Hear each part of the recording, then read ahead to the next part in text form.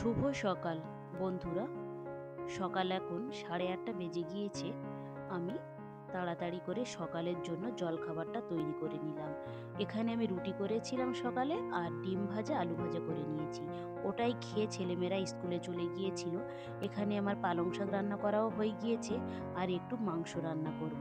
রান্না বান্না সব শেষ করে ছেলেমেয়েরা যেহেতু স্কুলে, তাই আমরা দুজন বসে পড়েছি, খাওয়া দাওয়া করে নেব। শাক রান্না করেছিলাম সকালে, যে ডিম আর আলু ভাজা করেছিলাম সেটা একটু ছিল, সেটাও খেয়ে নেব। আর সঙ্গে আছে গরম গরম খিচুড়ি আর সাদা ভাত। আজকের আমি আলু ভাজা, ডিম ভাজা আর এই মাংস কষা দিয়ে খিচুড়ি খাবো।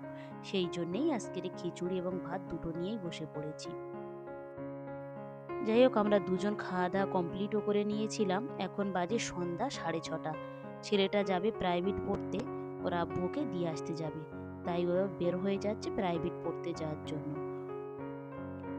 প্রাইভেট পড়ে এসে আর কোনোভাবে ও আর কোনো বইপত্র বের করবে না। বিছানার উপরে ব্ল্যাঙ্কেট, তারপর কাঁথা দুটোই বিছিয়েছে, বিছিয়ে পেন্সিল বক্স আর রবারটা নিয়ে খেলা করছে। গা থেকে সমস্ত জামা কাপড় খুলে ফেলে দিয়েছে। আর দেখুন, এই রবারটা নিয়ে করেছে মালপত্র, আর পেন্সিল বক্সটা করেছে গাড়ি। তাই গাড়ি করে মাল শুধু বোঝাই করে একবার এ মাথায় যাচ্ছে, একবার ও মাথায় যাচ্ছে। কোনোভাবে জামা কাপড়ও পরবে না, কিছুই করবে না।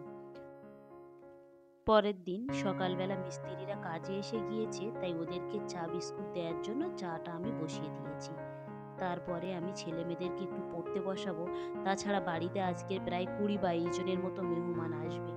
দেখা যাক কি করি না করি। তবে রান্নাবান্নাটা এবারে আর ঘরে করব না।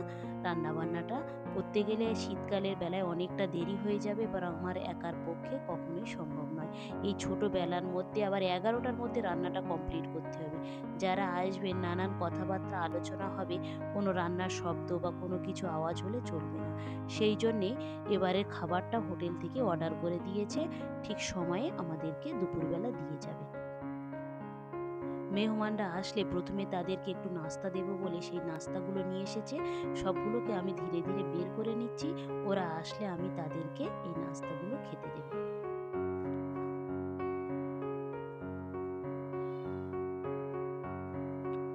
এখানে দু রকমের কেক এনেছিল। একটা সাদা প্যাকেটে যে কেকটা আছে, এর ভিতরে দু রকমের কেক ছিল, একটা সাদা আর কালো। মোট দুটো করে ছিল, 4 পিস ছিল, তা দু রকম ছিল দেখছি। বেলা প্রায় 10:30টার দিকে মেহমানরা আসা শুরু করেছে। 11টার মধ্যে সবাই এসে যাবে, একটা বিশেষ আলোচনা আছে বাড়িতে, সেই কারণে। তাই জন্যে আমিও তাড়াতাড়ি করছি, সমস্ত জিনিস তাড়াতাড়ি করে রেডি করে রাখবো, যাতে তারা আসলে কোনো অসুবিধা বা তাদের কোনো ত্রুটি না হয়।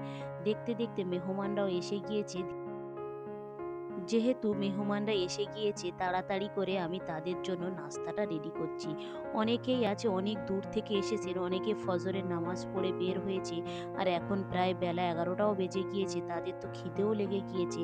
তাই তাড়াতাড়ি করে আমি চা বসিয়ে দিয়েছি, আর তাদের জন্য এই জলখাবারগুলো রেডি করে নিচ্ছি। এখানে আমি কেক, কলা, টোস্ট, চানাচুর এই সমস্ত জিনিসগুলো রেডি করে দিচ্ছি।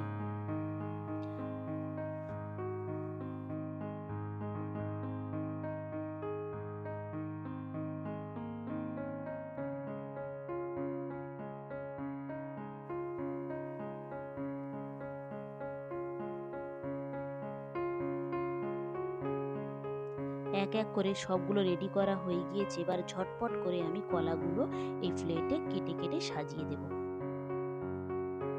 প্রত্যেকটা কাজ একারই করতে হয়।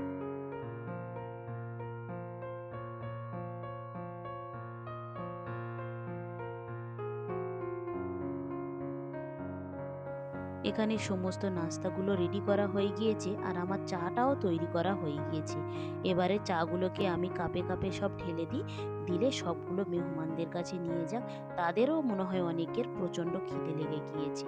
এক জায়গা থেকে আরেক জায়গায় আসলে কিছু বলা যায় না, খিদে লাগলেও কোনো কিছু প্রকাশ করা যায় না, কিন্তু খুব কষ্ট হয়। আমার নিজেও কোনো জায়গায় গেলে খিদে লাগলে খুবই কষ্ট হয়। বেলা প্রায় 1:30 বেজে গিয়েছে, আমাদের দুপুরের খাবারগুলো এসে গিয়েছে।